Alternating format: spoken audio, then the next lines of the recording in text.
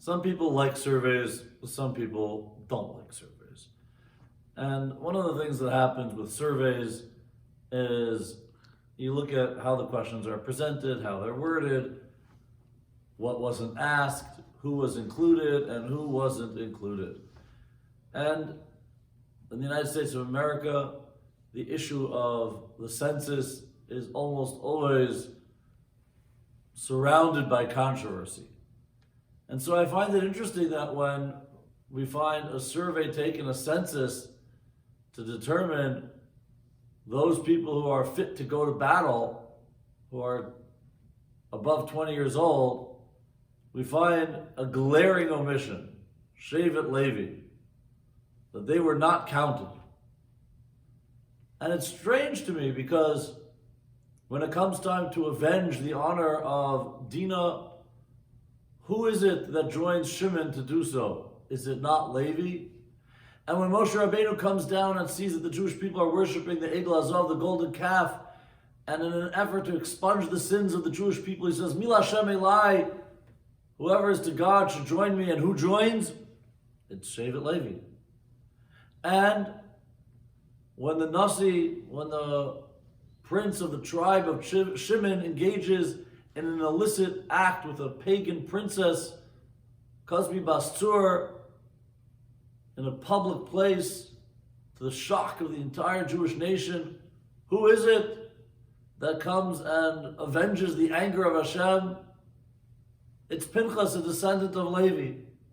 So shouldn't Levi be at the forefront of the army? Shouldn't Levi be privileged to fight on behalf of the Jewish people?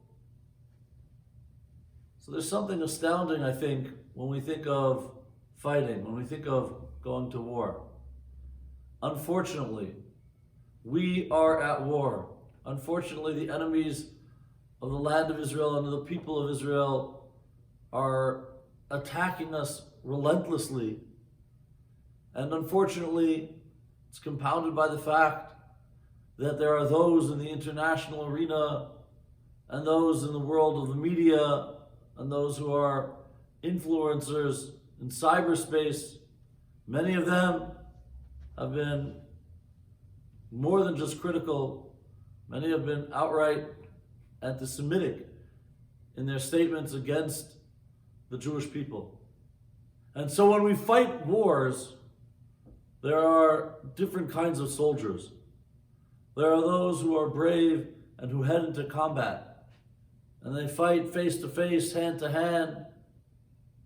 They fight with weapons, and we need, unfortunately, those kinds of soldiers. But there are also soldiers who seek to eradicate the evil, to root it out. And part of the way to overcome evil and hypocrisy is by promulgating the Torah and its messages. And this is one of the central roles that Shevet Levi plays. They are supposed to be the teachers of the Jewish people. They are supposed to be the ones who lead Klal Yisrael in learning and studying the Torah. And in a world where Torah is supreme and the values of the Torah reign above all else, there will be no hypocrisy, there will be no evil, there will be no injustice. And so Levi doesn't go to battle in the classic sense, but Levi is a warrior. We who live here in the United States of America are not in battle. We have our brothers and our sisters and our sons and daughters, and we have even from our own community, soldiers who are right now on the front lines fighting on behalf of Israel, fighting on behalf of the Jewish people. And we need to pray for them and we need to support them. But those who are not literally in battle, we need to join the battle in other ways. We need, of course, to support the soldiers, to support the land of Israel, to support the Jewish people. But we need to also to daven, to study Torah, to give tzedakah, to do acts of chesed, as merits for Eretz Israel and for the Jewish people. We need to recognize that we can all be warriors fighting to assure that the values of the Torah are not only values that are important and dear to us, but to the entire world. And if we can get to a point where Mol Haaretz Deya, where the land is filled with the knowledge of the Torah, then we will merit a time that our enemies will be vanquished. So I encourage each and every one of you to show your support for our land, for our soldiers, but also to join the battle.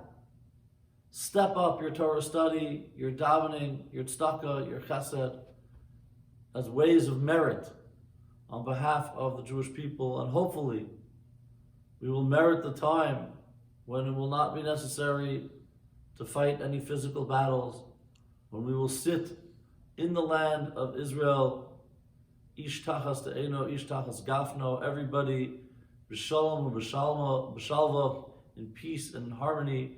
May we merit that day. B'mher v'yameinu. Amen.